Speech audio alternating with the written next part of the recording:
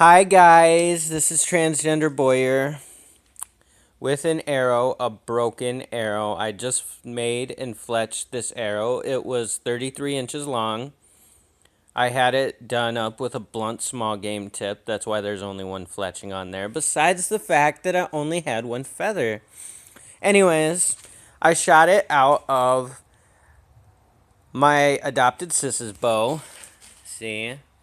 That lovely, beautiful bow. Anyways, the fact of the matter is that I bought the dowel rod that I made the arrow out of. I bought it from Walmart. Yes, Walmart. Bad, bad Tisha Fairy, Walmart. Anyways, so I made the arrow out of a 5/16 dowel rod I bought from Walmart. The problem with the dowel rods from Walmart is that they're not sturdy. You have to get them pretty thick to actually get an actual spine weight that's worth anything on there. If you're not shooting it out of anything less than 30 pounds, chances are this arrow is toast.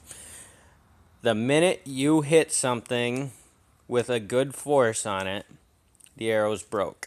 They do make good small game arrows out of these 5/16 dowel rods. Problem is, it's a crapshoot on whether they're going to break on you or not, and they're virtually impossible to straighten. So, I don't know. It was just a crapshoot. I had a few cents to blow, so I did, and this is what I got for my efforts. However, if you see that little thing behind there, that's a birch bark quiver I made just the other day.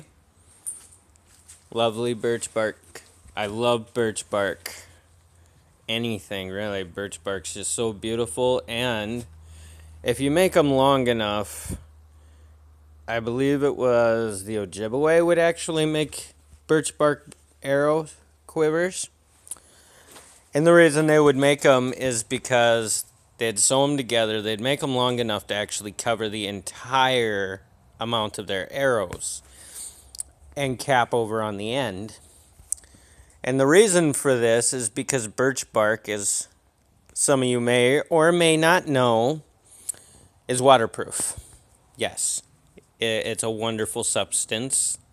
Ojibwe and Chippewa, I believe, used to actually make shelters and use birch bark on their shelters if they weren't using hide. Anyways, let me show you this fletching here. Now, with my arrows, I know some think against it,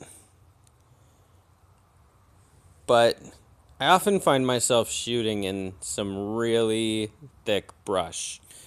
So, I prefer with my small game arrows to either have one or no fletchings, because you're not shooting anything over 20 feet anyways, usually. If you can hit a squirrel at more than 20 feet away in thick brush and hit where you were aiming at, you're pretty good shot. Especially if you got fully fletched, because that gives you more space to catch up on stuff. But the biggest thing about this is that I started from the nock and I wrapped the nock tight for reinforcement, and then I brought it up and spiraled it around this one feather. There is no glue holding this feather on. It is all thread holding the arrow on. One reason I like it this way is because you're not going to have any imperfections on your shaft if the fletching rips, because it's all thread. So you can replace the fletching really easy.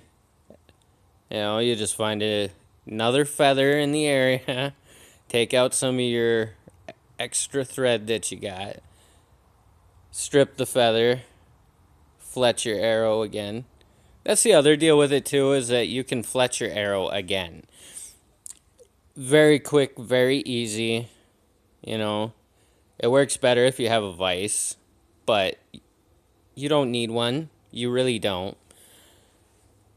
But anyways, that's the video I wanted to show you guys. I wanted to try making more videos anyways.